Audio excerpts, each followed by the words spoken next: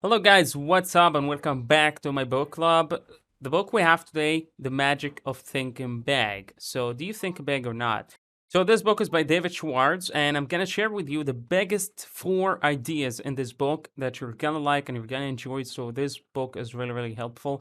I hope you guys enjoy it. So, before we get started, make sure to like and subscribe and share this video with any book lover that you enjoy with. Okay, so let's get started, book lovers. So, big idea number one, believe you can succeed and you will.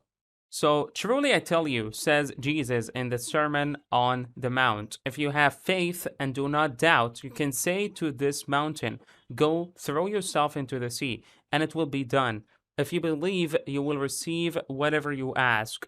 And he is not the only one to say something along these lines. Thousands of years before him, the prophet David wrote, as one thinketh in his heart, so is he. Thousands of years after him, John Milton observed in Paradise Lost that the mind is its own lace and in itself can make a heaven of hell or a hell of heaven.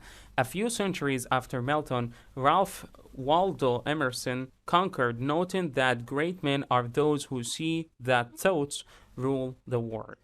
So, and yet, despite these four being some of the finest and biggest thinking minds in history, most people nowadays think that it's nonsense to believe that you can move a mountain simply by telling it to move, but you can move a mountain with belief. Writes Schwartz confidently. You can win success by believing you can succeed. There is nothing magical or mystical about the power of belief. Why? Because belief is basically a power source. Then I'm positive I can attitude generate the power, skill, and energy needed to do great things. In other words, the how to do it mindset is a straight upshot of can do it belief. Or better yet, the potential of any individual is a product of his thoughts. Those that adjust their thermostats forward move forward, and those who believe big grow big. So, fortunately, it's not at all difficult to acquire and strengthen the power of your belief. You just need to remind yourself to comply with the following three guidelines. First, think success, don't think failure. Thinking failure conditions your mind to give up trying. Thinking success does the exact opposite. It prepares your whole body to create plans that produce success. So make I will succeed your master thought. Wherever you are, think I'll win or I'm equal to the best rather than I'll probably lose or and I'm outclassed. Embrace the I can do it attitude. Number two, remind yourself regularly that you are better than you think you are. Think about all the successful people you know. Most of them are neither more intelligent nor luckier than you, and instead they are just ordinary people with a belief in themselves. Emulate them. You are better than you think you are. Never, ever sell yourself short.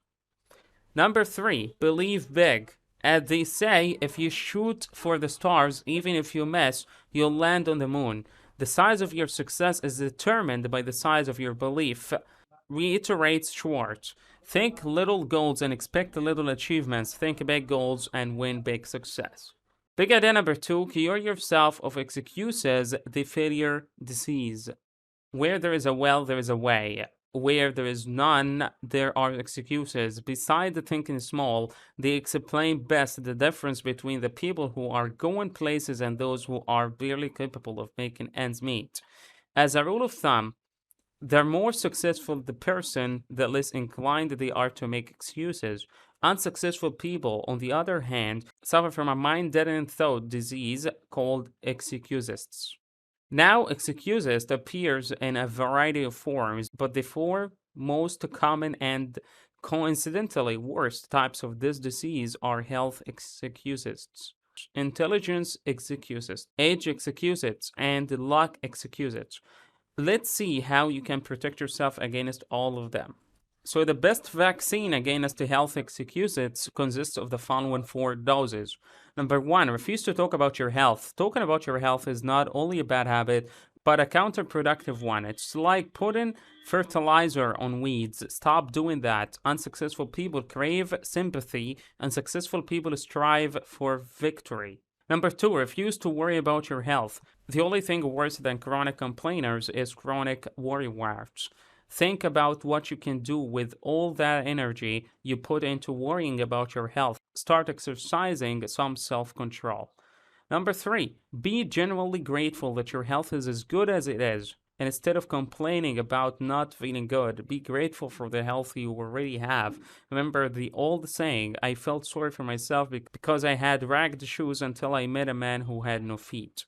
Number four, remind yourself often, it's better to wear out than rust out. You only live once. Don't waste your time here on earth, and instead of imagine yourself being in a hospital bed, enjoy yourself. Big idea number three, how to turn defeat into victory. When someone dies, doctors perform autopsies to better understand the cause. Just as well, when an air accident occurs, the Federal Aviation Administration studies the site of the plane crash for months until it has a satisfactory answer. I have not failed, said Thomas Edison once. I've just found 10,000 ways that won't work. And that is the difference between successful and unsuccessful people. The former think big and don't see failure at the end of the journey, but as a stepping stone toward finding the right solution. So the following five guideposts should help you develop this mindset and start turning defeat into victory. Number one, study setbacks to pave your way to success. If you understood properly, failures can be portals to discovery.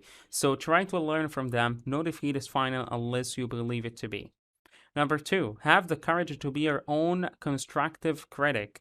The difference between amateurs and professionals is simple. The latter neither hide nor exaggerate their weaknesses, but seek out them and try to correct them. Nobody is perfect. However, you will not even get close to perfection without a proper dose of constructive self criticism.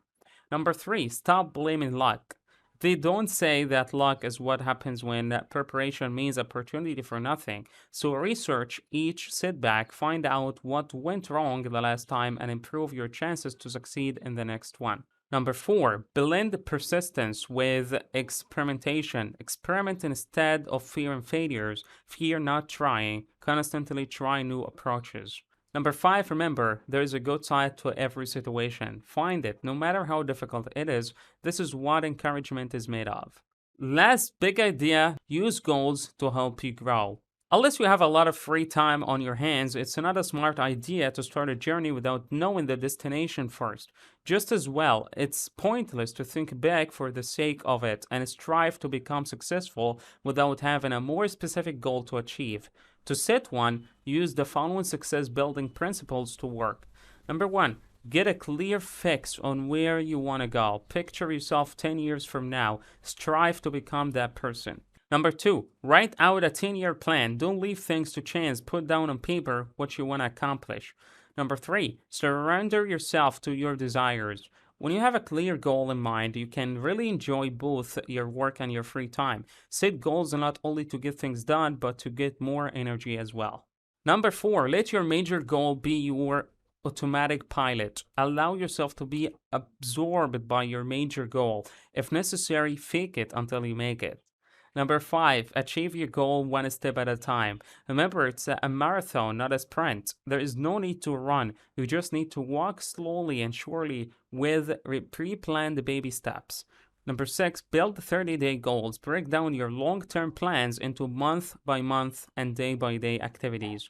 Number seven, take detours in your stride.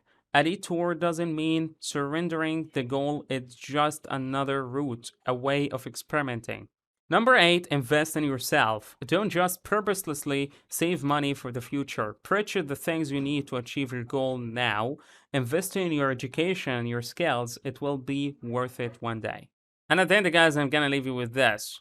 So, as little-known poet Walter D. Wintle wrote in that celebrated poem, Thinking, life's battles don't always go to the stronger or faster man. But sooner or later, the man who wins is the man who thinks he can. So be that man. It's not an exaggeration to say that it's all in the state of mind, even if it doesn't end with it. Success indeed begins with one's will. That's it for today's summary. I hope you guys enjoyed it. Make sure to like and subscribe and join my book club for more book summaries. So I love you guys so much. You have a great day. See you next time.